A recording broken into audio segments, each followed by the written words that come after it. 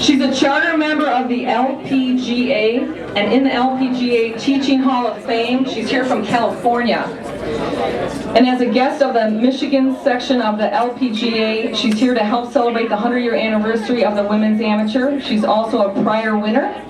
She's also an honorary member of Meadowbrook and was given that honorary membership. I can't remember the date, but it was a long time ago. I do know that it helped to launch, what? 70 years ago? Wow. Okay. Miss Shirley Spork.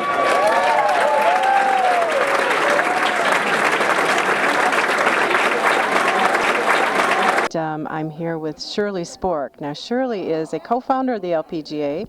She's a member of the Hall of Fame, and she's also co-founder of the teaching division. And Shirley, I'm so happy to see you. Hey, it's great to be here on this beautiful day for the girls that are competing in the state championship. And I can look back and way back when, 1949, when I was privileged to play and win the state championship at the Country Club of Detroit. And I was able to play there because I could represent a golf country club. I grew up in a daily fee golf, and to be able to compete in your state championship, you had to be representing a private club. And Meadowbrook Country Club was gracious enough to allow me to represent their club, and I was able to play in a state championship. And along with that, I was able to represent the state of Michigan and play in the Title Holders Championship in Augusta, Georgia. So it was a real honor for me, and Meadowbrook giving me the privilege to do those things. And I went on to college from there, and I had wonderful times and experience, and the members were generous and friendly to me and allowed me to play there. And I had some, Hugh Ryder, I think his name was on the board. I remember that name. It's hard to remember names at my age, but I was very fortunate to have people that believed in the game of golf and believed that this little red-headed girl could go forward and become a professional golfer and an administrator in the game and a teacher in the game. And it all started, and the spark came from being at Meadowbrook that allowed me to go forward. Shirley, how did you make that original connection at Meadowbrook? Did they see you playing in other? Well, I just think I can't basically remember, but a couple that were members there I met somewhere, and they talked to the board, and I went and talked to the board, and I was beginning to be recognized as an up-and-coming junior golfer. We didn't have junior golf competition, so my golf came through the Women's Pub Links Association, where I was able to play in 7th and 8th grade. They let me play with them, and I went on to representing Meadowbrook, and then I could play in the Detroit District, and I could play in the match play, and I could play in the stroke play championship. And as I said, it allowed me to go and play in the title holders in Augusta, Georgia. So without that, you wouldn't have had any of those opportunities. It was a real enabler. Absolutely. If I hadn't had being able to represent a club, I would never have been allowed to play there, and I probably would not have been a golf professional. I would never have continued in golf. When I went to college and I studied to be a PE teacher, I would have taught PE somewhere, and that would have been a different life, but it would have been a good one too. Now you're here for the 100th anniversary of Meadowbrook's creation as a country club. You're also here for the 100th anniversary of the Michigan Women's Am, so you have a special association with both places. Yes, and a special to be born and raised in Detroit, Michigan too.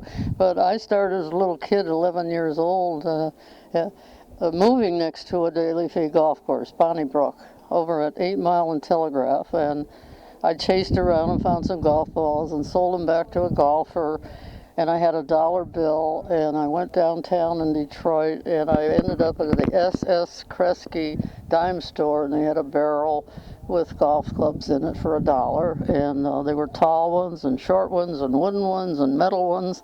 And I picked out the one that was the shortest, that was the straightest, and had a number 10 on it.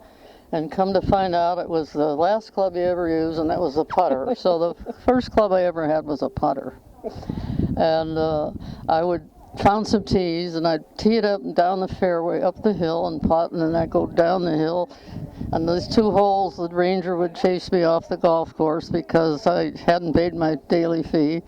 And I had a little pop stand along the fairway, and that's how I made my school money in high school, and was able to buy myself a radio and a bicycle and all kinds of good stuff. So golf's it's been in my blood since I was 11 years old, and I'm in the teaching part of golf. I've gone through 7 decades of the golf swing, and the golf swing changes every 10 years, and I'm in the 7th decade of keeping the club out in front of you out here, and it's an entirely different swing, and at my age, I don't think I could convert to that, but I could take some juniors that are coming up and give them that experience of the new golf technique, and that it is different. It is very different today. Everything's played out in front of you, and you're supposed to hit it off your toes. You're not supposed to hit it against the solid left side. It's really, really different to when we started the game. We were very handsy, and then when Byron Nelson came along and he had a straight left arm, and you were supposed to hit against your left side, and now they want the left side to get out of the way, and it's really different. So for you, Meadowbrook has had a special place. One other question I wanted to ask you about Meadowbrook is that you didn't live near Meadowbrook. Oh, I lived a long way away. I guess it was basically I was there when I was in college at Eastern Michigan, and I had one of the first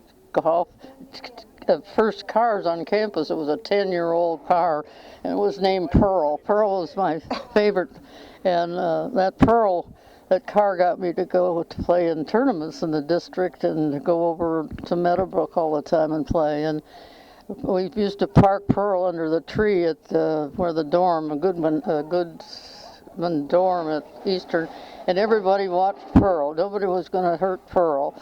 And I used to referee basketball in the winter and go out in these snowstorms, these little towns to referee basketball.